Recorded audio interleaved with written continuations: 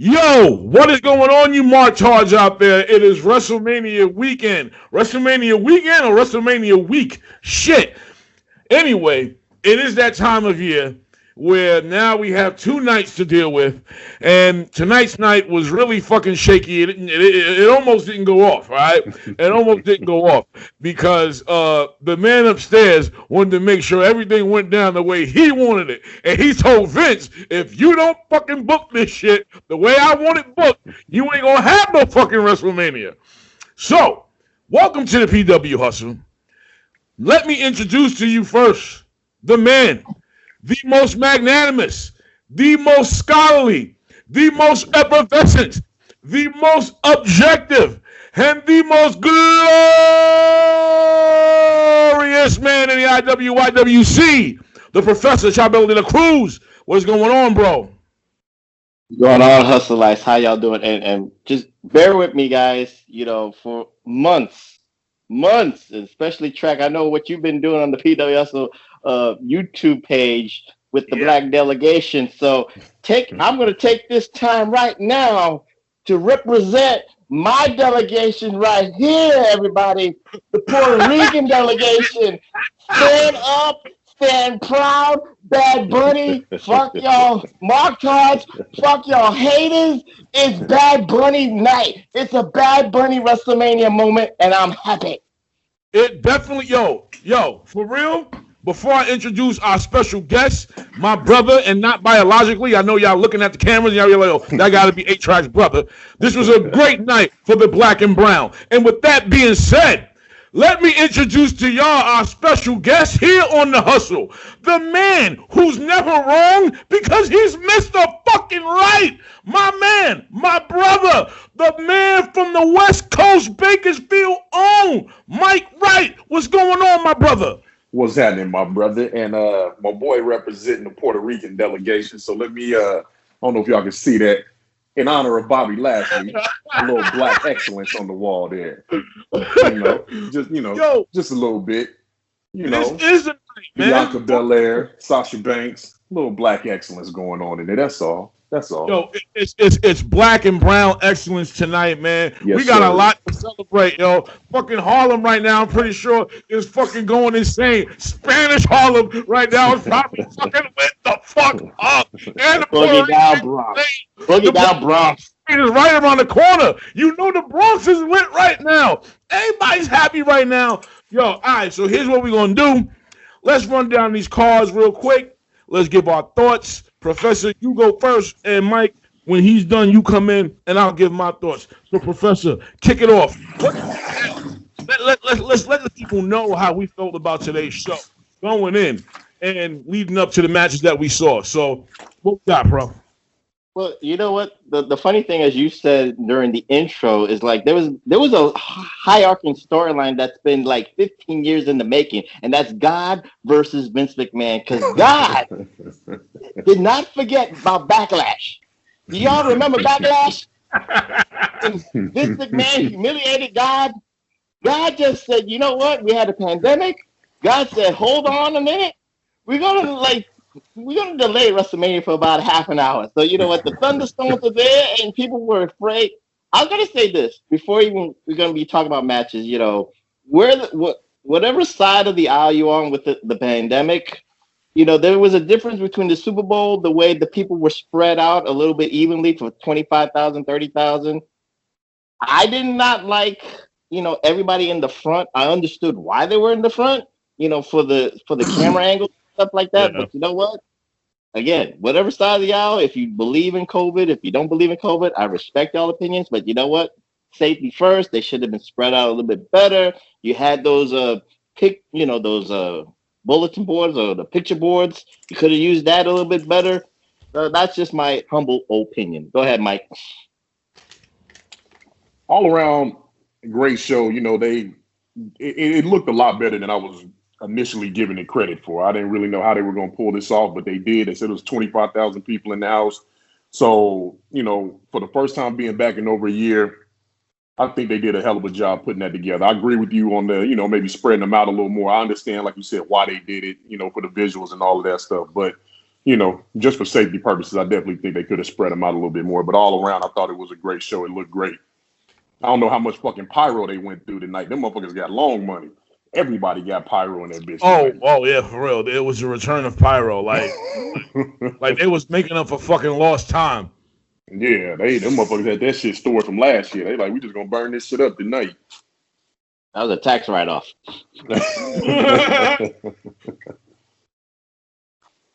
All right, so I think we could go with it this way. We got the first match. Yeah, Bobby Lashley versus Drew McIntyre.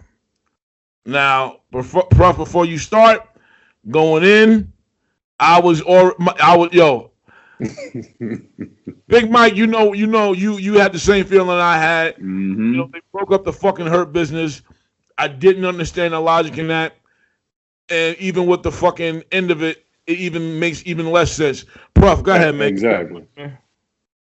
Well, we went back and forth on the text there, so I'm just gonna put it out there for the hustleites here. Maybe it was a little bit of the liquor, but I have a feeling that on Monday night, the Monday Raw after WrestleMania, we might get a new Hurt Business. I think there's some new initiations going to happen. I think Keith Lee and Ricochet are going to be the newest members of the Hurt Business. I don't know why. I just feel it.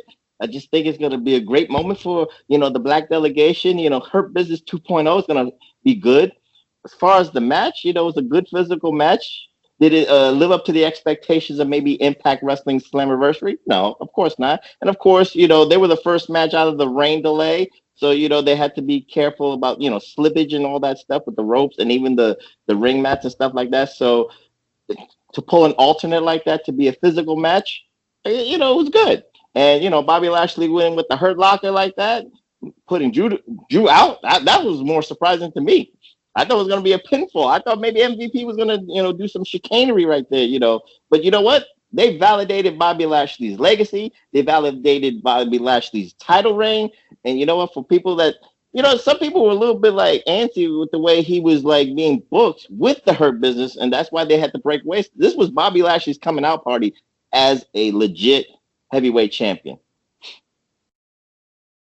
I definitely agree. I was shocked. The ending shocked the fuck out of me because I thought this was going to be, to give Drew his moment that he didn't get last year at WrestleMania. So that's what I really thought they were going to screw Bobby over. And the fact that he won with the Hurt Lock and won clean, that shit really surprised the fuck out of me. But as far as the match, it went exactly how I thought it was going to go. Hard physical match. I wasn't expecting, anything too crazy out of them. I expected them to beat the fuck out of each other, which is what they did. But that ending, I was really, truly shocked they let that motherfucker win tonight. I told Track, I said in the inbox, I was just like, they probably gonna have him drop that shit tomorrow night on Raw, some dumb shit. But if they're gonna do a Hurt Business 2.0, not unless they really think Cedric and Shelton won shit, but if you're gonna do a 2.0 tomorrow, well, Monday, which I wouldn't be shocked if they did, it was no point of breaking them up in the first place. They were doing just fine. They had a little more shelf life, if you ask me. And I personally don't think Keith Lee, if it is Keith Lee, if they do that, I don't think Keith Lee needs Hurt Business right now. Just my personal opinion. I think, first of all, I honestly don't believe that Keith Lee would make that good of a heel. But that's what you got MVP for. I think he's improved from the first time I've ever heard him talk. He's still not like that great or anything, but he's less cringy than the first time I ever heard him cut a promo outside of WWE. He improved a lot. So that being said, I still don't think he would even make a good heel. But if they all relied on MVP to do a talking for him, then that's different. He can just have his evil Hulk-like expressions on his face, and that'll work just fine. Same with Ricochet if that was the issue. Now, originally, I was against Shelton being in a Hurt Business because I felt that it's Shelton Benjamin. Not to play him. I mean, I like Shelton, but it was like you should have had, Bobby Lashley MVP. Then you add Shelton. So you got like 3 seniors and 1 young dude, which would make the Hurt Business kind of should revolve around Cedric, because he's the younger one. He everybody else has been around the block before. They had their turn. Like Evolution 2.0. Yeah. Not I don't want to compare anything to Evolution because I hated that shit. But yeah, to your point, I understand that. So but they wanted to make Bobby Lashley that dude, which is fine with me. I just say take out Shelton, replace him with someone younger. But eventually, I got used to it. So the match in itself, I didn't think was going to live up to what I saw at Slammiversary at all. Not because any fault due to any of the talent, but I didn't think WWE would let them go all out. Now I don't know what the original plan was. This match had a lot of pacing, it had a lot of stalling, and that was all due to the weather. So I wasn't where everybody else was with the match, but that was only because of the weather. I don't take away anything that those dudes did. They had to do what they had to do for the match. I hated the fact that the match was the first match. Prof knows, I've said it over and over again. Why the fuck is your championship opening the fucking pay-per-view? That is the dumbest shit. Like, again, you're not going to see Will Ospreay opening up a fucking Japan show. It ain't going to happen. I know you smoke a lot, so do you remember MetLife, who opened WrestleMania? Brock Lesnar defended his title, and he opened WrestleMania. I hated that. I'm just saying, it's all fair. What are you not understanding? No matter who it is, the champion should not be opening up the fucking show. Listen, Japan, man, this ain't Japan. Yes. Leave it alone. Leave it alone. It's another continent. Leave it alone, man. Wait. For the sake of those who keep saying this shit, let's just say, yeah, I agree with you. The belts are props. But this is a fucking show about a sports entertainment company that I'm watching. Give me a little sport. Can I get a little sport? I mean, it really doesn't take. And also, this was an example. You're doing this double main event in shitty weather, and you have the fucking championship match damn near can't almost get ruined because of the fucking weather. You should have waited. You should have waited. We would have had a better match, better than at least what I thought we would have, what we saw tonight. You know what I'm saying? And again, it's just your fucking title. I just find that shit stupid. It doesn't make sense. I mean, they don't have the NBA Finals first and then the playoffs later. You know what I'm saying? It's just stupid to me. But overall, the right dude won, in my opinion, because I didn't think they were going to do Drew McIntyre any favors by having him beat Lashley. Because I'm like, even though this is not his fault, you took away the Hurt Business, you took away his title, and you took away his title at WrestleMania. People are going to look at that shit as being buried. And they're going to look at Drew as being responsible for that burial. They're going to put that face on there. They ain't going to say Vince McMahon. They're going to say Drew.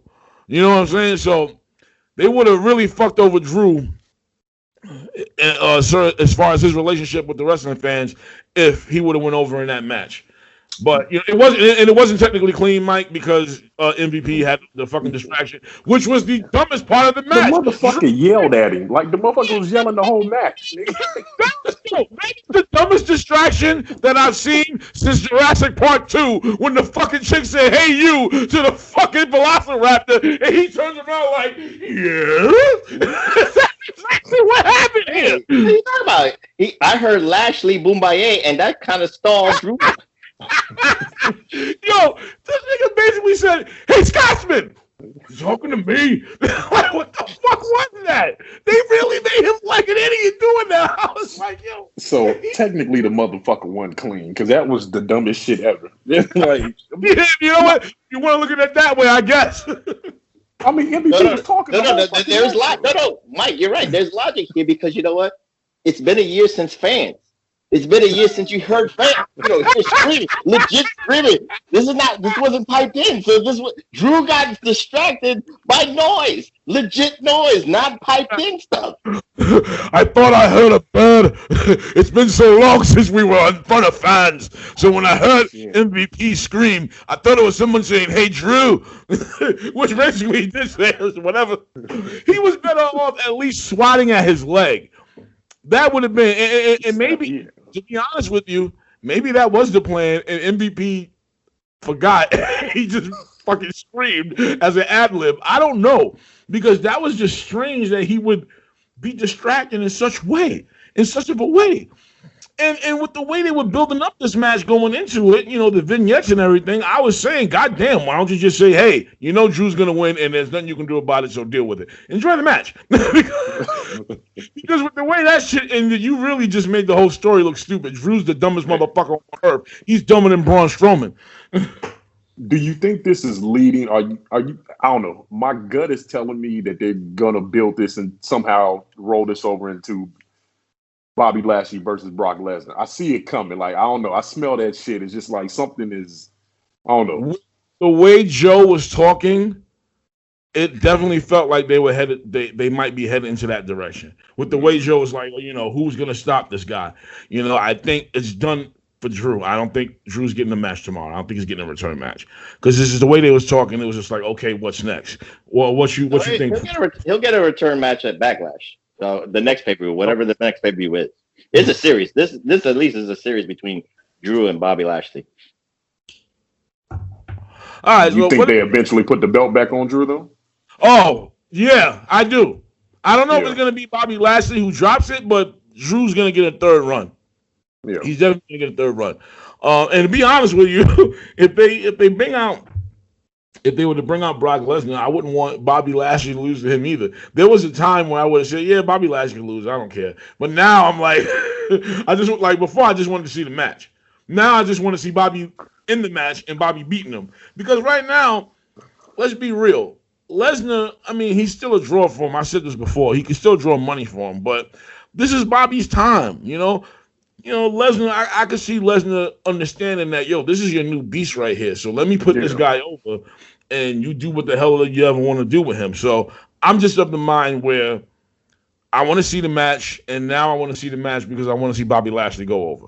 You sound a little too partial there. You sound a little too partial, guys.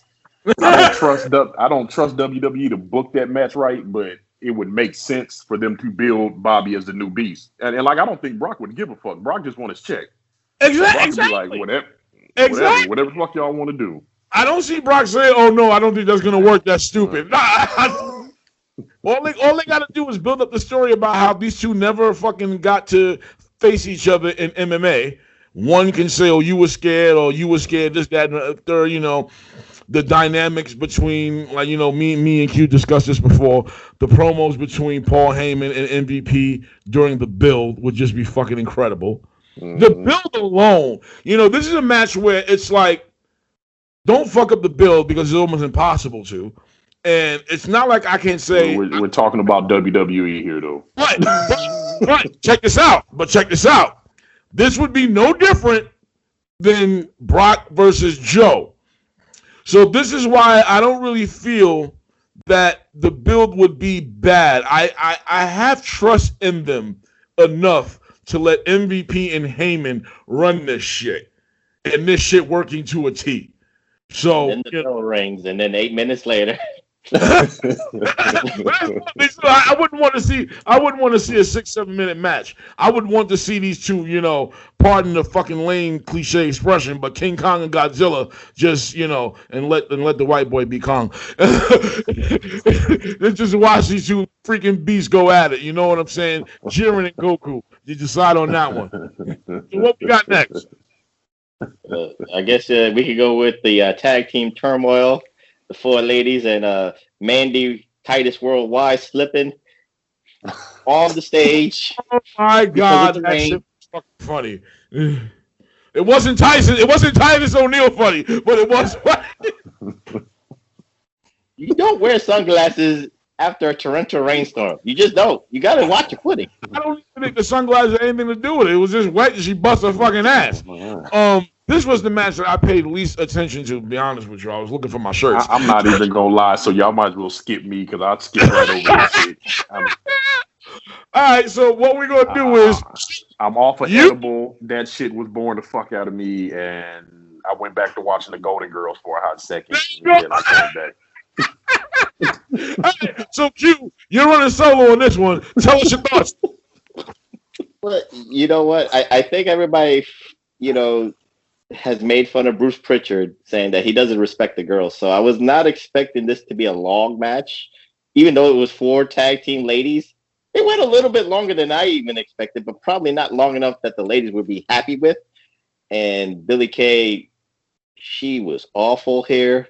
I have to blame the weather and her timing. She actually really forgot a lot of stuff. She was like, what the hell was she doing? She made Lana look like Daniel Bryan. That's how bad that Billie Kay was in this match. So Yeah, you see, you're laughing like that. That's how bad it was.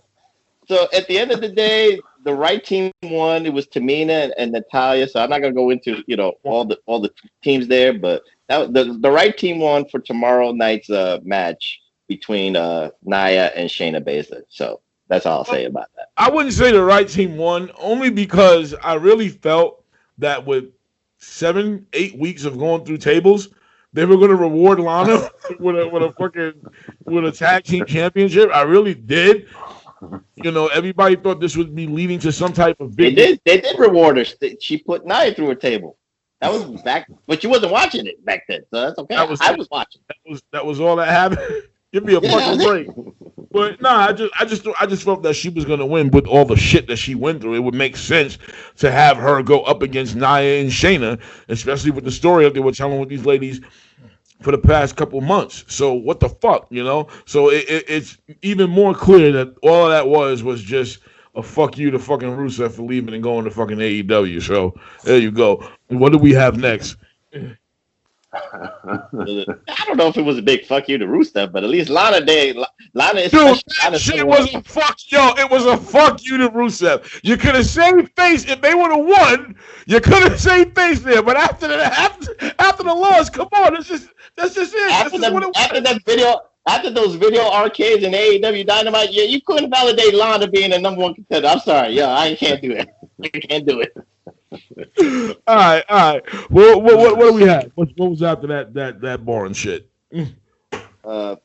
Next, I believe it was Seth Rollins, Mr. Drip Drip, against Cesaro, the Swingman. This was Cesaro's quote-unquote biggest match of his WWE career. They've been promoting it. They've been saying that and the promo before the match even started, Mike, it was so funny because it was like a Senate campaign for Seth Rollins. I thought it was great. We all know what that was. Don't Senate campaign my ass. What was that? What was that? I ain't gonna say. Well, go ahead, say it. Say it. I ain't gonna say nothing. That shit was a complete ripoff of the fucking Dark Order, like straight up and down. I'm like, I know exactly what this motherfucker. That's why he keeps wearing these funky ass suits. Seth Rollins is the new high exalted one. He's just in WWE. He's a better one. Mike. He's a better exalted one. Yo, that promo reminded me of that promo. Straight up reminded me of the Dark Order, and I was like, does anybody else not see this? Well, he's not recruiting anybody right now, but he just pointed out the obvious that Cesaro was a loser. So he didn't embrace the vision. That's what it was. And Seth Rollins came out. He has new music. I don't know if you guys noticed that. So kind of. I was shocked he went back to the whole burn it down thing, because that was his face. What he used as a face. I was really shocked he brought that part of it back, but I liked it better than that Monday Night Messiah bullshit. The Monday Night Messiah was starting to get over with me after a while. I was actually starting to like it. Yeah, I think I got watered down with the whole Rey Mysterio shit. They just let that shit. Oh yeah, that's what it was. Because it went. Yeah, that shit it went on and on and on, and it was just like there's no end to this shit in sight. And I'm still not. I'm not against what they're doing with him right now, particularly either. Even though it's still reminiscent of the Dark Order, but I like what he's doing. I like those funky. Yeah, I like this little run. I don't know where the fuck he getting these suits from though, but that shit is killing the fuck out of me. The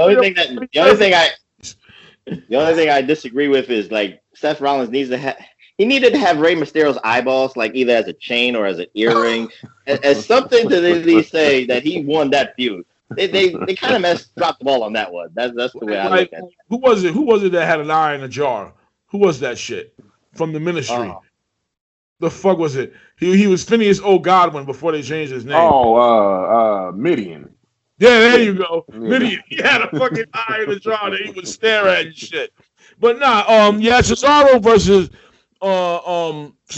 Rollins. I was actually looking forward to this fucking match. So let's see. Q, what did you think? I'll give this to Mike. I already said too much, so I thought I liked it. I thought this was a really good match. The right person went over. I think it's definitely Cesaro's time. Now, my concern is, are they going to build on this shit? Like, what do you do with him next? Are they going to build on this shit, and he's going to go right back to where he was? Because if he's going to go right back to where he was, this shit was pointless. To have Seth Rollins, lose to him. So hopefully they build on it. I think it's definitely. I don't know. That whole shit about the way Vince McMahon sees him. Go ahead.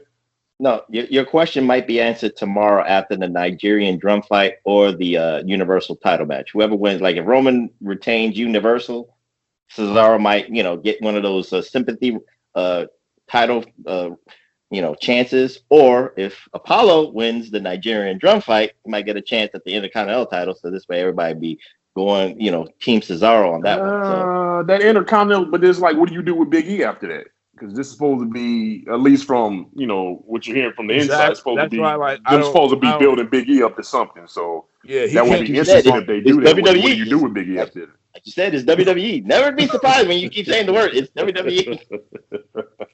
Yeah. But I don't. You know what? Every time I say they're not going to do something that's stupid, they do something that's stupid. So honestly, I don't put shit past WWE right now. I'm telling you, Cesaro won. He'll probably win another few matches, and he'll probably win his next feud, and then he'll go right back down the ladder, and maybe he'll be IC champ, like sometime in the fall or something. Who knows? Yeah. I mean, this shit didn't hurt Seth Rollins at all, though. First of all, I guess not gonna hurt Seth at all. Exactly. I give Seth Rollins mad props for putting Cesaro over. That's number one. I enjoyed the shit out of the match, especially the fucking UFO spin. Yeah, did that shit, and then he fucking spun this motherfucker around like 24 times, fucking past what he was usually doing. The match was built on one thing: seeing fucking Seth Rollins be treated like a fucking idiot and getting the pin, getting pinned, and that's exactly what happened. Cesaro did his fucking Cesaro came out. He really fucking did. My man was like, all right. My singles match, WrestleMania, my first one. I'm gonna do it whatever I fucking need to. I don't know if he had more input in the match than Seth Rollins did. It felt a little ROH-ish watching these two go back and forth with each other. And as you said, Mike, the right person won. I had no issues with it. And now it's let's see what happens with Cesaro. Let's see how long it takes him to fucking disappoint us. In the back, I really think Seth had a lot to do with this match because they're good friends, and I don't know. To me, it just felt like Seth really, really tried his best to push Cesaro over tonight. I mean, it was obvious. So hopefully they build on this shit, man. I think he wanted his friend to shine, and he shined that motherfucker up real good tonight. I really thought he was going to spin his ass 37 times for WrestleMania 37. That's what I thought he was. He's got to do it 30. I was saying he's got to do it 30, but I think he started to get dizzy himself because he was doing that. Yo, you had 23 and plus the 10 he did before. That was 33. Yeah, exactly. So that was 30 right there, just in different forms. So and I don't know how many times he spun him on that UFO spin. So shit, that might be might be 37, 40. I got dumb nervous. I was like, yo, if this nigga flies off this dude and goes through those ropes, this is gonna look real bad. Hey, but Seth did his thing there with the corkscrew splash off the top rope. Yeah, that shit was dope. That shit was. I didn't expect that at all. I was like, holy shit! And again, I love that fucking stalling kick he does, where he leaves his one leg, on the person's lap, and then fucking just hits him with a reverse enziguri. I like that shit, and I'm glad that he's incorporated that into his fucking moveset. And let's see if he keeps doing that fucking corkscrew shit. And I don't think they said it was a 360, but a 360 you're supposed to fully spin around, if I'm not mistaken. So that was a corkscrew. You got the New Day versus AJ Styles versus Shaka Zulu, aka Omos. The great Power Udi looking ass motherfucker. They didn't get this dude no decent gear. It's like they gave him this shit fucking today because they almost forgot his dress pants and a sauna zip up chest suit. Man, what the fuck is that shit?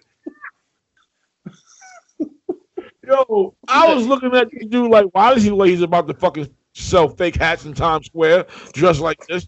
What the fuck, man? Get this dude some like Ice Train from 2000. You remember he was wearing the suits when he was fighting? Oh no, Ice Train. No. Ice Train was wearing those long body suits, shit. And no. When he was ice smooth in 2000 and 2001. He was wearing suits. We need I to don't remember that one. Yes, he was. You might be getting them mixed up with Curtis Hughes. No. Ice Train started wrestling in suits. Yes, he did. I looked this Just shit like up. Curtis Hughes. Just like Curtis Hughes. I forgot his name. I think it was something Smooth. His name was Smooth, but it was the same thing too. Well, anyway, the match, going into this match, I didn't understand why the fuck they put this together in the first place. I guess they just wanted AJ Styles to be a Grand Slam champion. I didn't get where the story came from at all. I was already pissed that they gave the fucking titles right back to the New Day after taking it off, Shelton and Cedric. So, Prof, what do we? All them niggas should have went into WrestleMania as champions. Shelton and Cedric, Bobby, the shit was writing itself, my nigga. Like I don't know. Exactly. Your thoughts, Prof? Well, just like y'all said with Seth Rollins, it didn't hurt him to get a loss here. It doesn't hurt the New Day to lose the tag team titles. This was like, Trax said, this was for AJ to become a Grand Slam champion himself. So you know what? Props to AJ. I mean, they've people said that AJ was not going to make it in WWE. A lot of people just said that, and now look at the resume, his WWE resume. It's a Hall of Fame legacy resume right now. I know people don't care about the Raw tag team titles. The tag team division sucks. It's not AEW's. I understand that, but for AJ's resume, he got it. And almost some of that shit he did was funny in there. He didn't really do shit. Little chops here, little whatever. But the slam, there's nothing. But it did its purpose. And again, New Day wasn't affected one bit. And they'll be 12-time champs in a couple of weeks, so it doesn't bother me. Them motherfuckers by the end of it will have held them titles 23 fucking times by the end of it. For real. So you're right. It just back in the summer. Watch. Yeah, it didn't hurt them at all. You can really tell that match was built to keep that motherfucker out of that ring as long as possible. They knew he wasn't ready to go. They knew he wasn't ready to grow. He was greener than this fucking weed right here. Yeah, I was just like, okay, but you make him supposedly look like a fucking monster. Yeah. I don't know. That match didn't do shit. But Mike, let's be hypothetical. I'm not saying that Almost is a great wrestler. I'm not saying this. But he fought like a monster, like you said. But some of these monsters right now are trying to fight like cruiserweights. And that's even worse to me. So at least Almost is looking like a one-dimensional, one move of doom guy. And as long as that move of doom is something that's devastating, I'm all for it. I guess I'm old school for it. So I don't want him to do a Hula Karana. I don't want him to do some Young Buck shit out there. I just want him to be a monster. Oh, he was a monster. He was a monster. The fucking Jolly Green Giant. That's exactly what the fuck he was. Because I was watching this shit. You said Jelly Bean? Did you say Jelly? Jolly Green Giant. Ho ho ho. Green Giant. So I'm not gonna say I was disappointed. I knew exactly what he was gonna be like going in this. I didn't think he was ready, and he definitely is not. This title reign is gonna be funny as shit. Watching him do. You better keep that motherfucker as limited as possible. All right. Yeah. I want to say that he's Great Khali bad. He's still new, so let's just see where it goes from here. But this is not going to be a fun reign. I'm telling you. At least match wise, it's not going to be a fun reign. Nah. These two are going to be funny for memes and shit. But the reign itself, when it comes to matches, this ain't going to be fun. This is going to be kind of cringy. It's going to be AJ style. The match is going to have to be structured the same way they were structured tonight. Pretty much. What else the fuck you going to do? So, and like you said, they'll probably drop them back to the New Day in a fucking month or two. Who fucking knows? Then they will break up. They will break up AJ and Omos. They will try to give Omos a push. That shit will go nowhere, and he will be backstage. Wait, you don't think Omos is going to become Diesel? And become the heavyweight champion? I don't even think he's going to become fucking the Great Khali. I don't see that brother getting no title shots anytime soon. I think actually him up with AJ, they're sending him back to the Performance Center. They will have that big motherfucker twerking in a year. Watch what I tell you. He'll be with the New Day. Yeah, that'll be it. That'll be a comedy. No joking. He will be a fucking comedy act in a year. I guarantee. they do to that's exactly what they do to big men who they have no fucking plans for. They make them into fucking clowns. I mean, look at all their big men. They turned all them motherfuckers into a comedy joke. Big Show, Kane, everybody probably except for the Undertaker. And let me tell you something. We talking about them making big men into jokes and shit. That's a perfect segue into this fucking next match. Because listen, I'm gonna go in and I'm just gonna give my thoughts on this shit right now. All right, that match, like I said, made me 5% homicidal maniac and 2% possible rapist. That match in itself, it felt like it crept in my asshole and farted. Let me tell you something. I've seen a lot of fucking stupid shit in wrestling. We all have. I've seen a lot of dumb builds. I've seen a lot of Impact Wrestling. So I know what I'm talking about when it comes to fucking whack ass builds and whack ass matches. This shit was the biggest fucking waste of time. I don't know what the fuck they were thinking. I don't know. I have no fucking clue who the fuck this was supposed to make happy. And they turned this shit into Braun Strowman getting upset over having his feelings hurt for being called stupid. This was for all the people who were called dumb. Really? Well, as a person who was called dumb, I find this shit sick, sad, and pathetic and insulting. You didn't help me at all. All you did was make me understand why they called me dumb. Because I'm a fucking wrestling fan. That's all they fucking did. They made me believe, they made me realize that I am dumb because I watch this shit and talk about it. We're all doing it right the fuck right now. This shit should have never been on the fucking card. Never. What the fuck? What? This made no sense. Puff, go. Just go.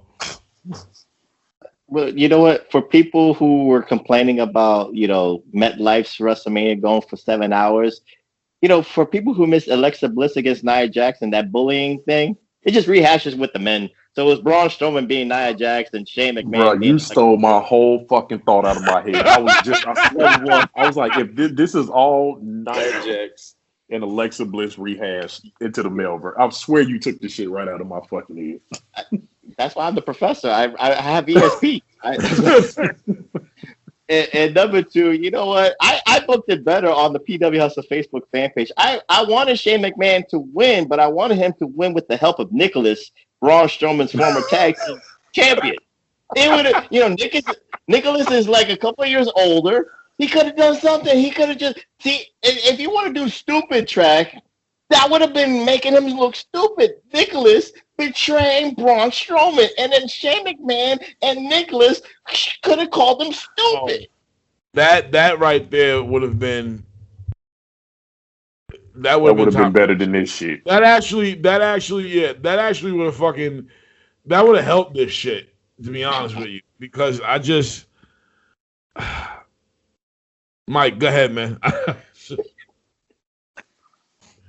What really irked me is when he kept walking around the ring yelling, "This is for all the people they called stupid."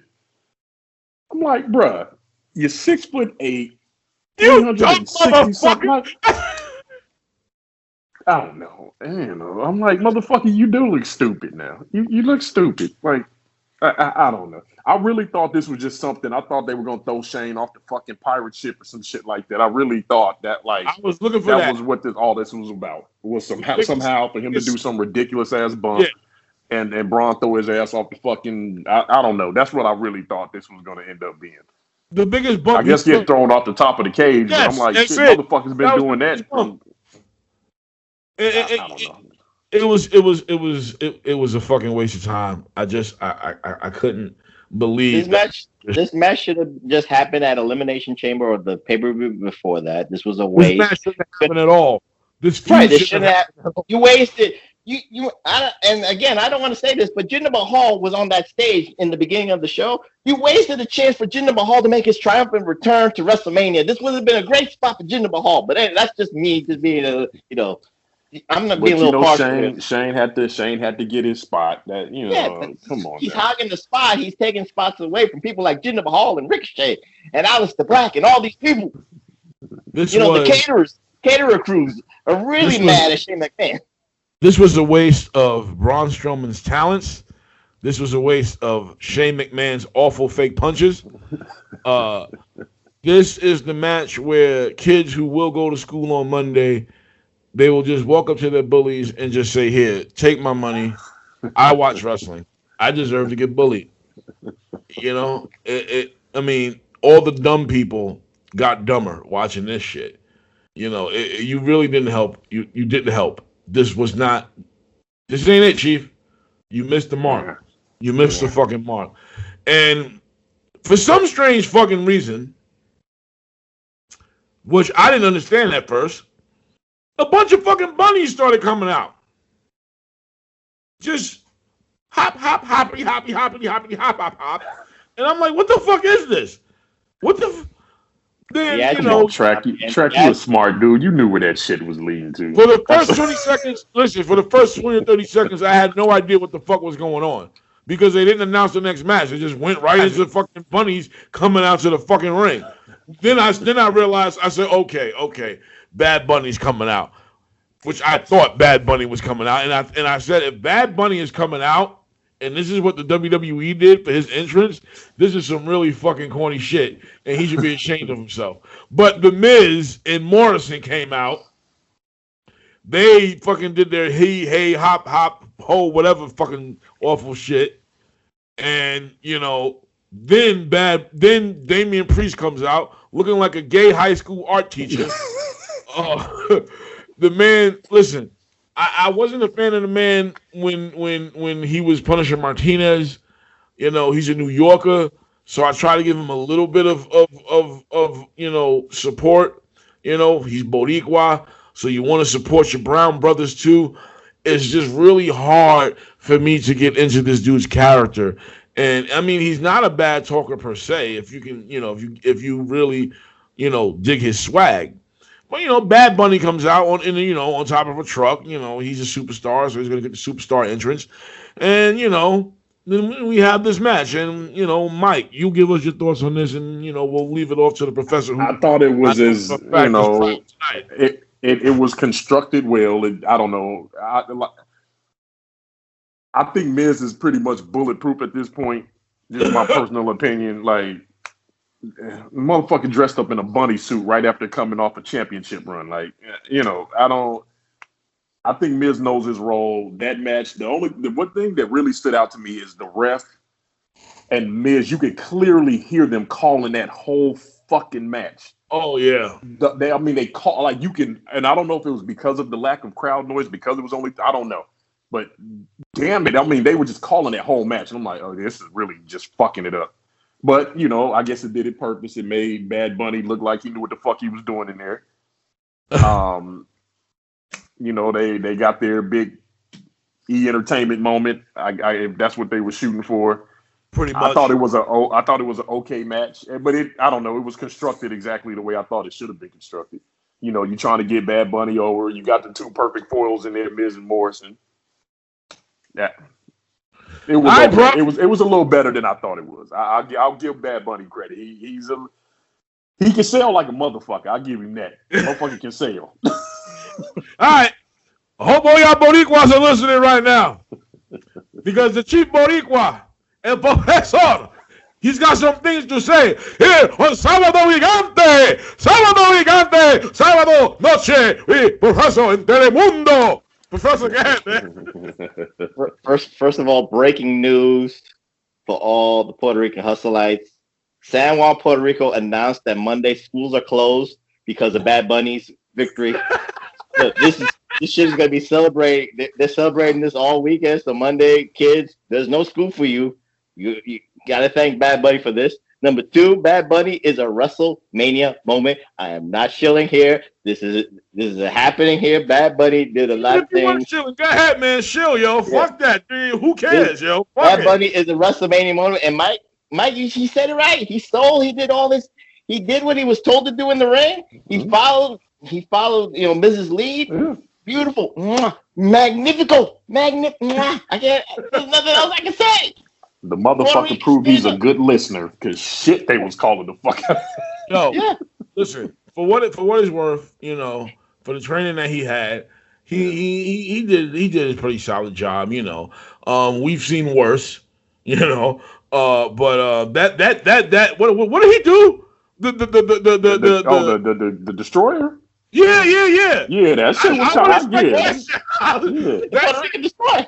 He pulled that shit out his ass like, cause then they was like, oh, this is the greatest celebrity performance you've ever seen, and I was like, nah, I'm pretty sure Snooki still holds that title down, cause she did her fucking thing that WrestleMania. She really did. Snooki was doing shit. I was like, what the fuck is this? This bitch knows what she's doing. But I wouldn't say she's better than Kevin Federline though. Kevin Federline. Oh, he beat John Cena. That's my homie right there. That's my homie right there. I forgot.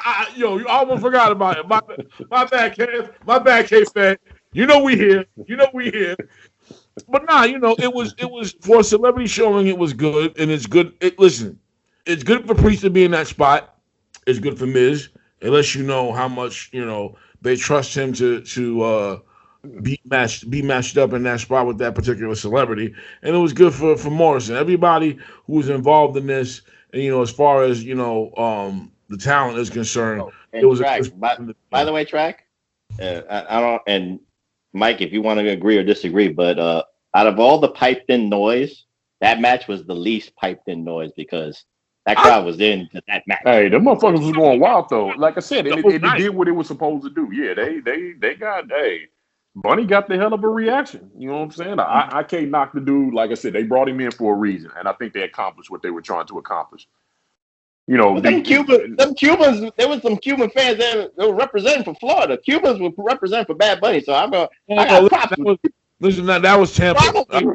That might as well have been the Bronx with all those fucking Puerto Ricans up in there. All right, Tampa, Florida is just filled with fucking Ricans, and most of them are from New York. And so now what we got next? We got the fucking main event, the historic main event. Which, listen, going in, I was not with this. The build was complete trash. Yeah, bullshit. Like I said, I was all with Bobby Lashley. I felt he should have had his WrestleMania moment. Not to take away anything from Sasha or Bianca as performers. I was just with Bobby on this. But overall, I felt the build was fucking disgusting. It was ridiculous. And for those who asked me, they had a female main event last year. What's wrong with this year? Whatever. Well, you gotta really understand. Can you really not see why they would have made that one the main event? You had Ronda Rousey, for God's sake. So I understood that. I still didn't think it should have been the main event, but at least I understood it more than this. I didn't like the build or anything like that. But when that fucking bell rang, them sisters, who they fucking acknowledged were the first black women to main event a WrestleMania. Hey, that shit shocked me that he said that shit. It caught me the fuck off guard, bro. I couldn't believe he said it. Because they've always done a good job, or not a good job, but they've always done their job of not mentioning shit about race. Even when Bobby Lashley won, they didn't say he was the first African American champion, but they kept saying he made history. They had other black wrestlers talk about it, but this is when they just acknowledged race in general for this main event, and I was just shocked as shit that they did that. So I'll give them a little props on that. But like I said, when that bell rang, these sisters went in, and I was saying to myself, this is going to be kind of sloppy because Sasha will have a tendency to just go way overboard. And it's like, would Bianca be able to hold her own and in Sasha's fast-paced, sometimes over-the-top style, and would it result in, Bianca kind of botching and injuring Sasha or vice versa. But Yeah. nah, the match was fucking good. Both these sisters showed their fucking athleticism, especially Bianca Belair. I was a little worried at the beginning of the match, and I don't know if it was just Bianca. You could tell her nervousness, and I don't know if that was just a great acting job she did, but you could see like the nerves running through her. She was crying before the bell rang. She started crying, and that made me a little worried. I'm not gonna lie, that had me a little worried. I'm just calm down, like get yourself together. I get it's an emotional, thing, but they pulled it off. They did. I thought I'll be honest with you. I thought that Sasha was gonna win. I thought that Sasha should have won. I felt this should have been like a Tanahashi versus Okada moment, where Sasha wins and she just taunts the shit out of her, like, nah, you ain't ready yet, kid. You ain't ready. You did good, but as long as I'm around, you always be second best. All right. So I enjoyed what they brought into the table. I enjoyed the role that Bianca's hair played into the match, especially towards the end. And hey, that crack though, my dude. Did you see the scar? Yeah. Sasha Banks. Bruh, give me your thoughts, man. I go this way. I think we have to understand WWE's logic now. If they keep doing the day 1 and day 2 of WrestleManias, this gives them more latitude to have a women's match main event either night, whether you agree with it or not, Drax. So I have to say that. And do I agree with that? If it has good hype going in, then I get it. This didn't have that. Yeah, the build was just bad. No, I get you, but you remember, Track, why I said the bill was. I already said the bill was bad from the jump because I said the wrong woman won the Royal Rumble, and I said Bianca should have won. They should have had an Elimination Chamber women's match, but we ain't gonna go into that thing because then it would have been a better bill. You're right, the match was great. I have no problem with the match. And Bianca looked very humbled even when she was crying. So it was a humbling moment that. She broke the kayfabe, you could say. She broke that wall down. Yeah, I think they both realized what that moment meant. I think that's more where that emotion came from at the beginning of the match. You could tell, they both knew the significance of what they were doing. Mm-hmm. So I think that definitely played out a lot at the beginning. The match itself, I thought, was really good. I had a feeling when they said Bobby Lashley and Drew were going on first, and Bianca and Sasha were going to headline, I knew that at that time that was probably going to be Bianca's moment where they were going to put the belt on her.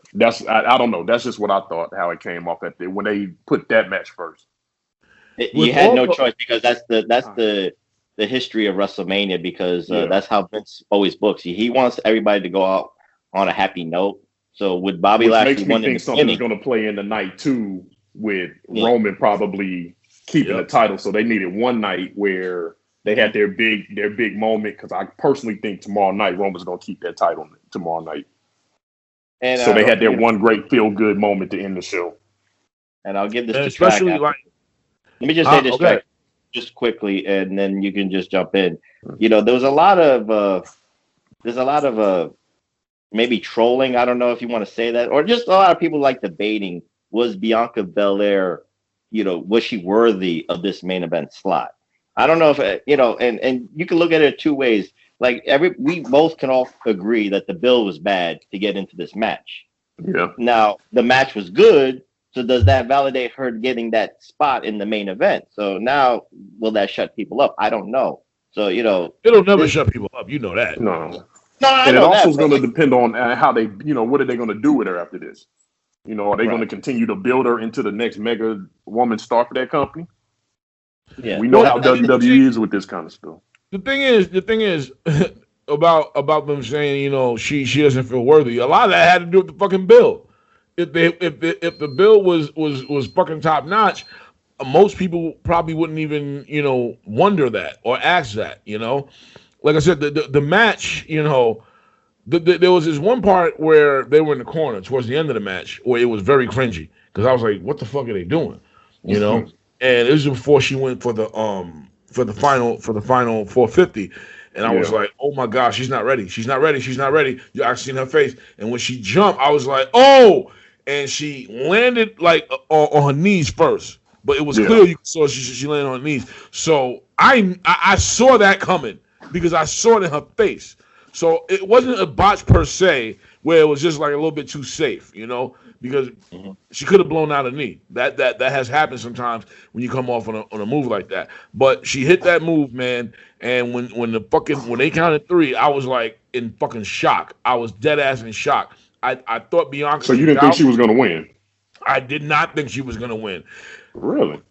This is like one of those rare times where I saw somebody in a title match who got so much offense on the champion. A lot of the times when you see that, that's almost an indication that person's going to lose. So I was expecting a loss. I was expecting Bianca to pull out a fucking, the bank statement out her ass and make a tap. So when she won, I was in literal shock.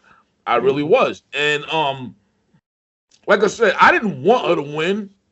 I didn't want her to win just yet. Like I said, I wanted it to be like a Tanahashi Okada shit. Especially because I think Sasha never won a title match at Mania. I think she's always lost, So I wanted her to break that. I wanted her to break that streak. I wanted this to be that year. But one thing that's going to come out of this, I think we're going to see Sasha get more heelish and be more of the boss that we saw in NXT. She's going to get that title back soon. I personally think she's going to get that title back. It ain't over yet. It's not over yet. And this is where I would say the whole Reginald thing would have worked in her favor. I don't know why they pulled him away from her. So, but nevertheless, we're going to see the full-on boss, We saw the evolution of it going into this. That was one thing that came out of it. We saw that Sasha started becoming more heelish or whatever, even though some of her promos were fucking god-awful, especially with that stupid fucking chuckle. It makes me wonder if part of the reason the build was so bad, I don't know. I just felt like they were hesitant to make Sasha heel again right after coming off her heel run with Bayley. It felt like that. It did. That's what it felt like to me. Like they were just really scared to pull the trigger on turning her immediately back heel right after that. So they played this stupid game with them being a tag team and all that crap. But to me, it just, I don't know. It didn't do shit for me. I think they were trying to put levels into her heelish moments. Say that again? Say that again? They were trying to put levels into her heelish moments. Like, she pulled it back a little bit, trying to show like she's experienced and all that stuff. And, that rookie comment and all that stuff. And you're right, Track. They should have done the Tanahashi thing where Bianca should have came up short and then, build it to another pay-per-view where she got the win. I felt like Sasha's trying to be like a little bit of Agatha Harkness from fucking WandaVision. It comes off like she's trying to do that. Like she's trying to emulate that a little bit. I don't know, man. I don't know. But we got night 2 coming up. We got night 2 tomorrow, And the funny thing is, with this being WrestleMania, this Saturday actually felt like a fucking Sunday. But we got night 2 tomorrow. So we're going to get the fuck out of here. Tomorrow, too. Let's hope that, listen. I already saw what I need to see. Bobby Lashley won, so I really could care less if night 2 even went off tomorrow. Big cancel. So I take it you want the new Nigerian Nightmare to pull off an upset tomorrow too, huh? Not yet. No. I want Big E to retain. Like he just got that title. If we're getting a full Big E singles push, he needs to hold on to that. He can lose it at SummerSlam, and then they can start the push to the title. I was just guessing because I know you're not a big New Day fan and all of that. But I do want to see his listen. As long as he's not twerking his ass and slapping people on the ass while licking his hand and giving the Bill Cosby face, I can be cool with Big E. I really can. And in the promos where he's fucking crying, those got to stop. Because he's doing that shit with Apollo, and I'm like, they making this nigga look like a bitch. I'm sorry. The Apollo and the fucking accent, that shit, they doing too much. Oh, that shit. I like that. My thing is, they gotta do this right. English, and then the motherfucker come back the next week and he talking like fucking Shaka Zulu. Yeah, well, they need to go through it. They need to kind of tell a story that he's kind of lost his mind a bit, But he is Nigerian, we do know that he is Nigerian. They almost like the Booker T route when he became king. That's what they should have did. He should have did King of the Ring. He should have won, and he should have went that route. And No, if they're gonna do that, then he got to jump back and forth. Booker T would go from that English accent and go hood in a second, and then jump back to his English accent. Thaddeus. All right, yo. Before we get out of here, Professor, let them know where they can find you. Just one quick thing before we get out of here. That Nigerian drum fight, they need to recreate like a Black Panther scene. You know, Big E is, Black Panther, and Apollo is Michael B. Jordan, and he gets the win. They need to do it in a river. They need about like 100 black people around and just looking. Fuck that. I want Big E coming out like, Have they said what this Nigerian drum match is? Like, have they said what the fuck it is? It's just a African no holds barred match. That's all it is. That's all it is. An African no holds barred match.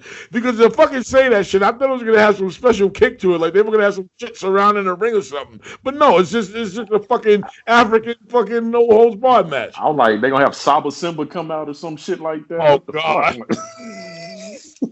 Tony Atlas laughing. They need to bring in Prince Nana from fucking ROH. Fuck that shit. They need to bring him in. Fucking start.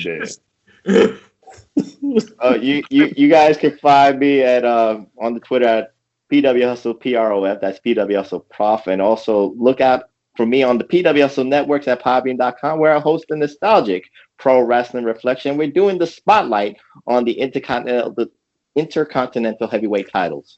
So check that out on the Podbean. Mike, let them know where they can find you. Let them know about that infamous workout regimen. You can follow me. I'm on Facebook at Michael Wright. I also am on Instagram at Something in Common. It's a podcast with me and my wife where we talk about all kind of shit under the sun. We just recorded a new episode tonight, and the whole conversation was about bad sexual experiences, some bullshit you don't want to miss. So you can find me on Something in Common. The podcast is on iTunes, Stitcher Radio, iHeartRadio, and Spotify.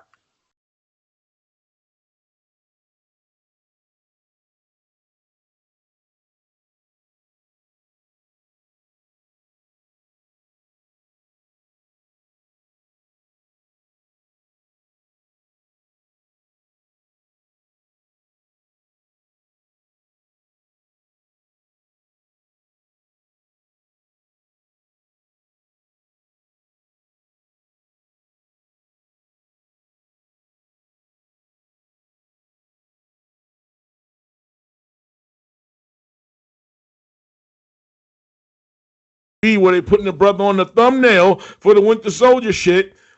Look forward to that shit. It's coming up. I got the Winter Soldier shit to do right now, so I'm still going to be up while these motherfuckers is probably sleeping and chilling or whatever. My black ass is still going to be up working. I still got hours to do. So, like, comment, subscribe, PWHustle, Mr. Wright. Thank you for joining us. Hopefully you will be with us tomorrow night. Lord willing, we will be here tomorrow night. The Tell Apollo Crews to get the Dora Milaje with him tomorrow night. The